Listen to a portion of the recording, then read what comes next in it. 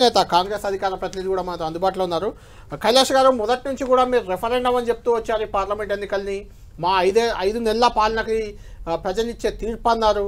చూస్తే ఇక్కడ బీజేపీ మీకంటే కొంత మెరుగైన ఓటు బ్యాంక్ కానీ సీట్లు కానీ సాధించే దిశగా ముందుకెళ్తున్నట్లు కనిపిస్తుంది.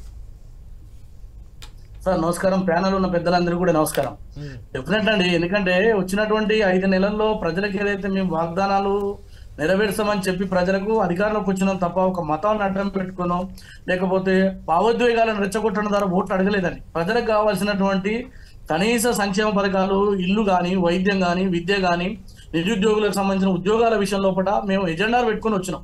కానీ భారతీయ జనతా పార్టీ ఏ రోజు కూడా గడిచినటువంటి 10 సంవత్సరాలే కావచ్చు, అంత మునుపు కావచ్చు, ప్రజలకు సంబంధించినటువంటి నిత్యకృత్యమైనటువంటి నిరుద్యోగ సమస్య మీద కానీ, దేశ అభివృద్ధికి సంబంధించిన విషయంలో కావచ్చు, ఆర్థిక అభివృద్ధికి మరి ఏ రకంగా మానవ వనరులు ఉపయోగానికి తీసుకొస్తాము, వీళ్ళకి ఉద్యోగాలు ఇస్తాము, కంపెనీలు స్థాపిస్తాము అని వాళ్ళు ఏనాడైనా చెప్పిన రాని మనం ఒక చర్చ పెడదాం.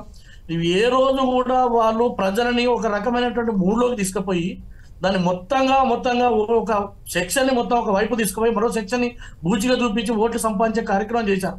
కానీ మేము తప్పకుండా రేవంత్ రెడ్డి గారు వచ్చిన తర్వాత ప్రజలకు ఇచ్చినటువంటి బస్సు కార్యక్రమం కావచ్చు, ఉచిత విద్యుత్ కావచ్చు, అదేవిధంగా 30,000 ఉద్యోగాల కల్పన కావచ్చు. ఎందుకంటే వచ్చిన తర్వాత వెంటనే మన ఎన్నికలు వచ్చినాయి కదా సార్, మనం చూసినాం. మాకు సమయం కూడా లేదు, ఇంకా చేసే కార్యక్రమాలు ఉన్నాయి. కాబట్టి ప్రజలు మమ్మల్ని నమ్మండి, మాకు ఇచ్చారు 5 ఏళ్ళు అధికారం ఇచ్చింది. అది కేవలం 3 నెలలకు 6 నెలలకు ఇచ్చింది కాదు, మ్యాండేట్ ఇచ్చింది 5 సంవత్సరాలకు. కాబట్టి ప్రజల ముందు మళ్ళీ మేము ఒక విషయం చెప్తున్నాం, మమ్మల్ని విశ్వాసంలోకి తీసుకోండి, మీకు చెప్పినటువంటి కార్యక్రమాలు ఇస్తాం. కాబట్టి ఇది మేము రిఫరెండంగా తీసుకుంటున్నాము, ఆ కార్యకర్తలకు భరోసా ఇచ్చే కార్యక్రమం. ఎందుకంటే తక్కువ ఏమొచ్చినాయి, 17 సీట్లలో అనేక రాష్ట్రాలలో మీరు చూస్తూ ఉన్నారు ఏ రకంగా చెతికిలబడ్డదండి. దేశంలో యోగి ఉన్న కాడ అత్యంత భయంకరమైన పరిస్థితుల్లోకి పోతా ఉంది. కర్ణాటకలో వాళ్ళు చెప్పారు మొత్తం అన్నారు, రాజస్థాన్లో మేము బైక్ బై అన్నారు. ఎక్కడ వచ్చినాయండి? రాలే కదా. వాళ్ళ వాట్సాప్ యూనివర్సిటీలో తప్పుడు ప్రచారాలతోటి వాళ్ళుగా దేశాన్ని మొత్తం కూడా ఒక ప్రధానమంత్రి దేశానికి పనిచేసి విదేశాలకు మేము అనేక సందర్భాల దేశ ప్రతిష్టలు మించినమని ఆఖరికి ఒక మతం వాళ్ళు ఇంకో మతం వాళ్ళ సంపద దోచుకుంటారు, వీళ్ళు దోచి పెడతారు అని కిందికి దిగడారినటువంటి మాటలు చూస్తే వాళ్ళ డొల్లతనం. అంటే కైలాష్ నాథ్ గారు, గతంలో కంటే సింగిల్ గా భారతీయ జనతా పార్టీకి 303 వచ్చే పరిస్థితి లేదు. కానీ మిత్రపక్షాల సాయంతో ప్రభుత్వం ఏర్పాటుకైతే మార్గం సుగమం అవుతుంది కదా. మళ్ళీ మూడోసారి మోడీ ప్రధాని పదవి చేపట్టడానికి అవకాశం కుదురుతుంది కదా.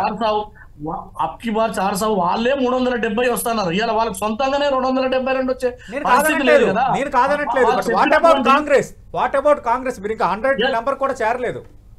వస్తుంది మీరు చూడండి, సాయంత్రం వరకు చూడండి. డెఫినెట్ గా మేము 250 దాకా పోతాం. ఇండియా కూటమి ఈ దేశంలో ప్రజలకు కావాల్సినటువంటి కనీస వసతుల మీద, వైద్యం మీద, విద్య మీద మా నాయకుడు ఏదైతే పాదయాత్ర చేసి దేశంలో కాంగ్రెస్ ను బలోపేతం చేసినటువంటి ఫలితాలు ఇవాళ చూస్తా ఉన్నామండి.